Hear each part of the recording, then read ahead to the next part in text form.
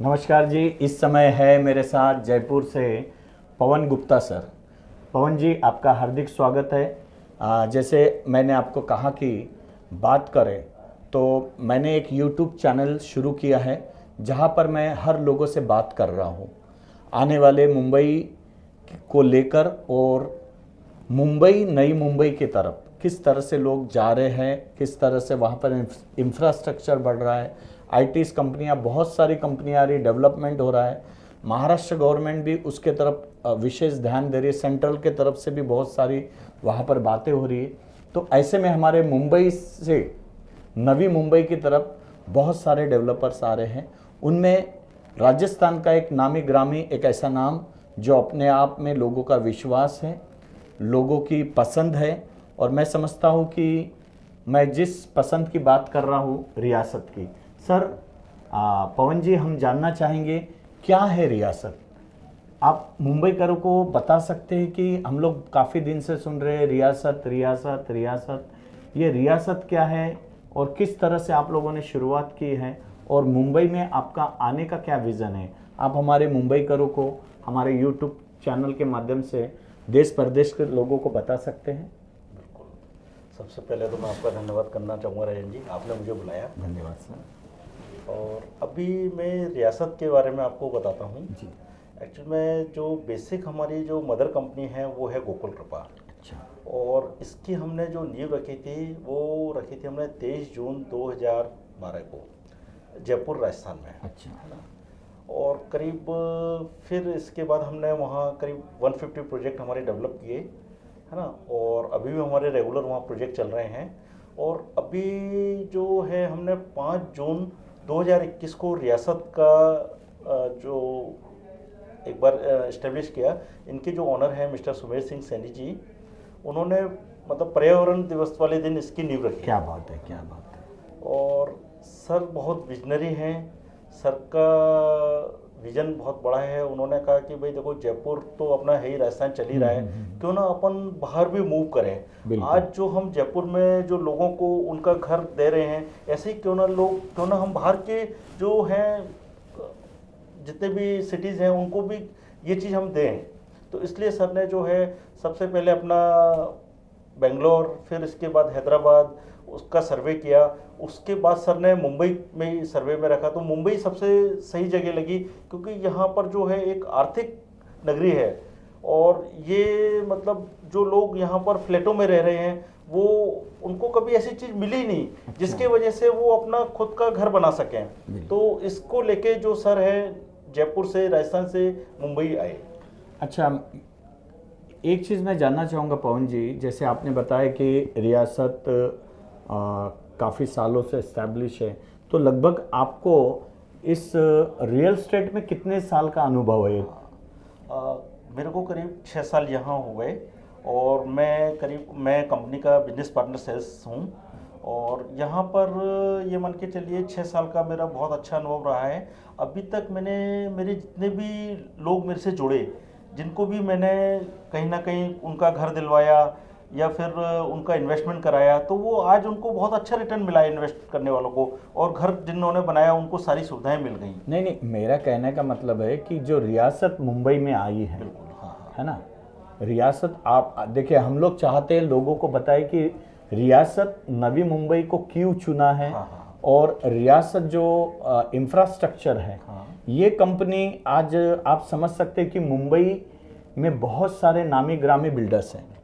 और उसमें आप एक जो कंसेप्ट लेकर आए हैं, क्योंकि मुंबईकरों को आदत है फ्लैट में रहने की, तो आपने ऐसा क्या सोचा है कि मुंबईकर अपने ज़मीन पर अपना घर बनाएगा, और आपने नवी मुंबई को क्यों चुना है, ये आपके पास ये संकल्पना आई कैसे। बिल्कुल। एक्चुअल में क्या है, देखो मुंबई क्या है, अभी यहाँ आबादी बहुत बढ़ रही है। और मुंबई क्या है, तीनों तरफ से समुद्र से घिरा हुआ है जी। है ना। तो जिसके वजह से क्या है कि मतलब मेन जो मुंबई है, साउथ मुंबई है, वहाँ इतनी जगह नहीं है कि हम लोगों को वहाँ बसा सकें। एक्चुअली मतलब गवर्नमेंट का जो है, तो गवर्नमेंट ने एक नया इंफ्रास्ट्रक्चर अपना डेवलप किया मुंबई 3.0 के नाम से। और ये थर्ड मुंबई के नाम से डेवलप हो रहा है। और ये मान के चलिए कि जो ये पनवेल है, वाशी एरिया है अपना, उस एरिया को गवर्नमेंट ने बहुत सारे इंफ्रास्ट्रक्चर, बहुत सारी कनेक्टिविटी, जैसे कि आपका अभी जो नया एयरपोर्ट भी वहाँ डेवलप हो रहा है, आपका अभी जो अटल सेतु जो है उसकी भी डायरेक्ट कनेक्टिविटी कर दी है ना। और आपका अभी जो नया पनवेल टू करजत नया रेलवे ट्रैक का जो काम चल रहा है, इसको देखते हुए मतलब आज जो साउथ मुंबई है वो नई मुंबई से मतलब कनेक्टिविटी प्रॉपर हो गई है वहाँ से, तो इसको देखते हुए हम लोगों ने वो एरिया का चुना। अच्छा, मैं आपसे एक पूछना चाहूँगा, ये जो रियासत इंफ्रा डेवलपर आपका है, रियासत संकल्प आपने जैसे बताया, ये बेसिकली कहाँ पर है और कितने एकड़ में आप लोगों ने इसका पूरा डेवलपमेंट किया है और क्या क्या वहाँ पर आप सुविधा दे रहे हो? ये जो प्रोजेक्ट है हमारा लोधीवली में है। अच्छा। जो कि नडाल वाला एरिया है अपना, और करीब 50 एकड़ में हमने इसको डेवलप किया है। अच्छा, 50 तो एकड़ 50 एकड़ में सर आप बंगलो बना रहे हैं या प्लॉट बना के लोगों को दे रहे हैं? हाँ। या रो हाउस दे रहे हैं?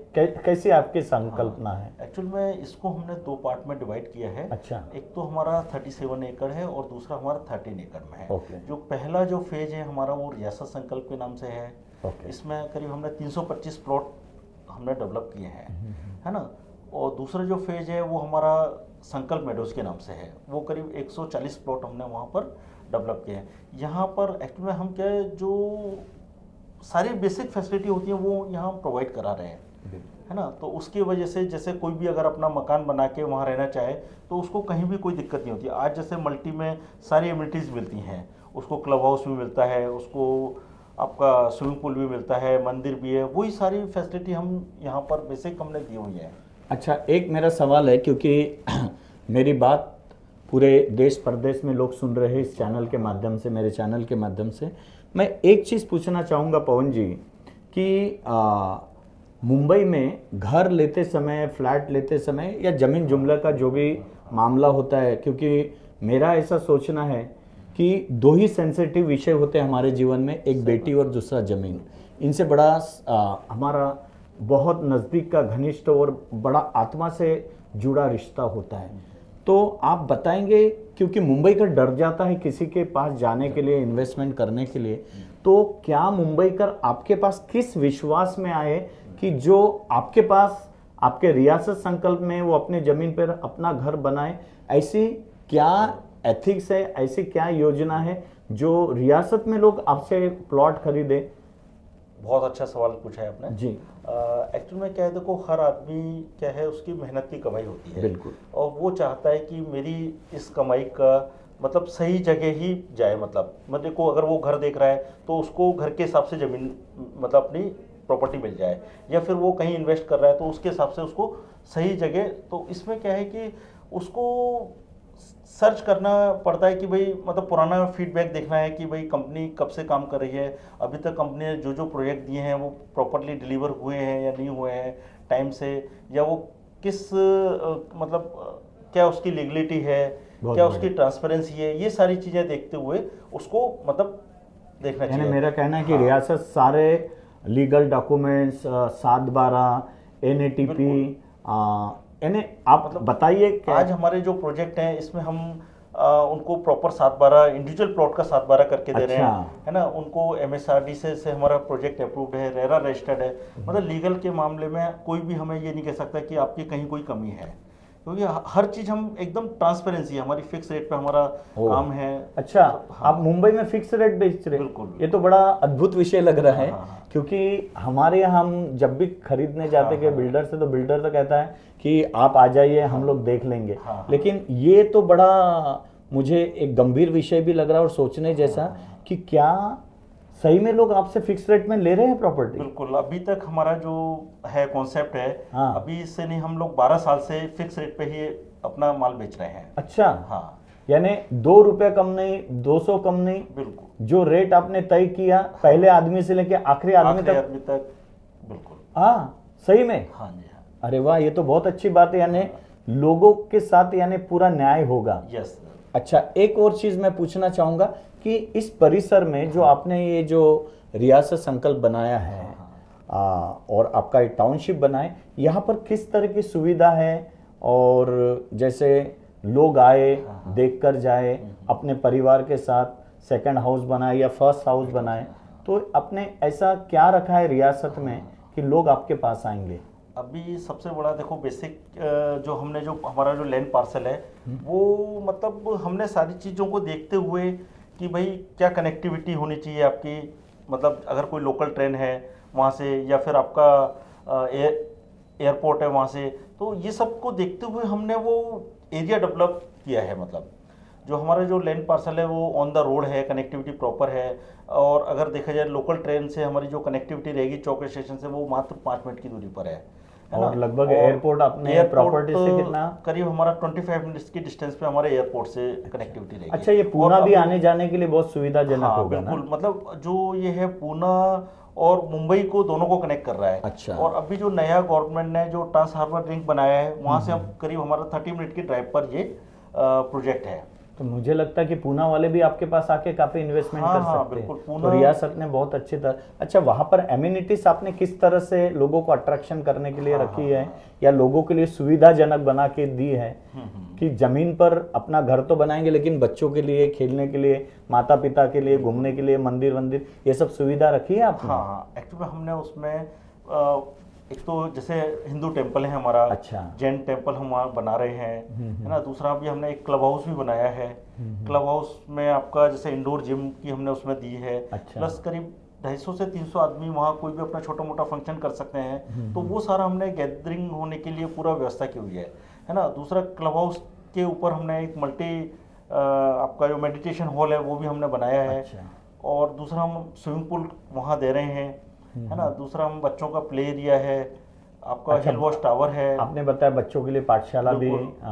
हाँ, एक हमने एक प्राइमरी स्कूल भी हम वहाँ बना रहे हैं। अच्छा। दूसरा हमारा स्केटिंग, बच्चों के स्केट के लिए भी हमने एक ग्राउंड बनाया है वहाँ, मतलब वो आराम से स्केटिंग कर सकते हैं अपनी। दूसरा बच्चों का हमारा जो ये नहीं होता आपका बॉक्स, क्रिकेट बॉक्स जो होता है उसके लिए भी हमने बनाया हुआ है एरिया। तो हमने बहुत सारी ऐसी फैसिलिटी दी हुई हैं। अच्छा, जिससे यूथ कि लोगों के लिए कुछ है कि नहीं वहां पर?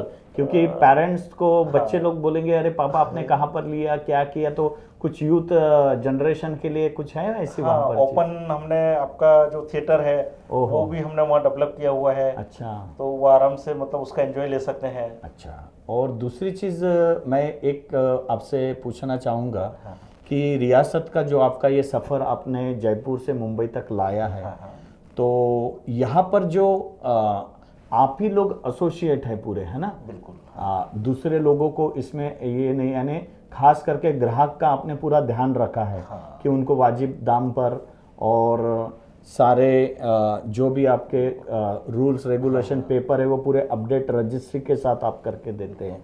अच्छा, दूसरी एक चीज़ पूछना चाहूँगा, कई बार ऐसा होता है कि हम जब बिल्डर के पास जाते हैं तो हमारे साथ रजिस्ट्री की फीस अलग, बाद में मेंटेनेंस अलग, बाद में वो क्या अलग अलग फीस लेते हैं, अलग अलग चार्जेस।